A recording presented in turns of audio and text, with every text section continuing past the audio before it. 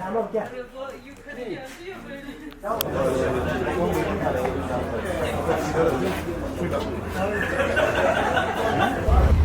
Özellikle pandemi döneminde tarımın, gıdaya ulaşımın ve özellikle dünya ekonomisinde tanımın gittiği yerin farkına hep birlikte ülke olarak vardık.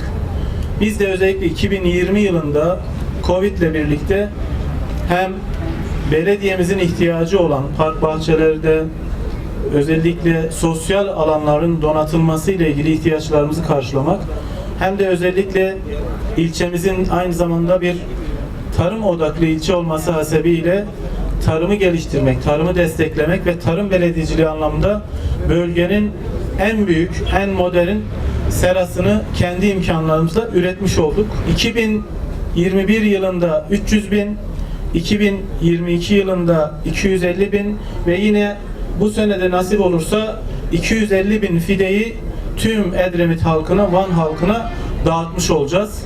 Şamran koruma imar planıyla da Edremit'in bu yeşilini bizden sonraki kuşaklara temiz bir şekilde, korunmuş bir şekilde inşallah devredeceğiz. Başkanım,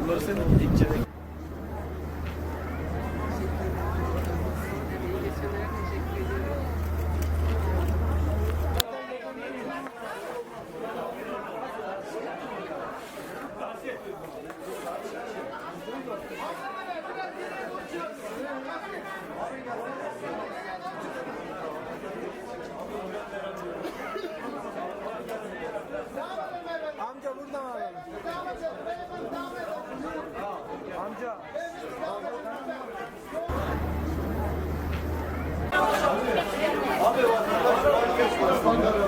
Abi bir tane. Bir abi. Başlasın abi. Bir saniye lütfen. Biraz yardımcı olun. Valla.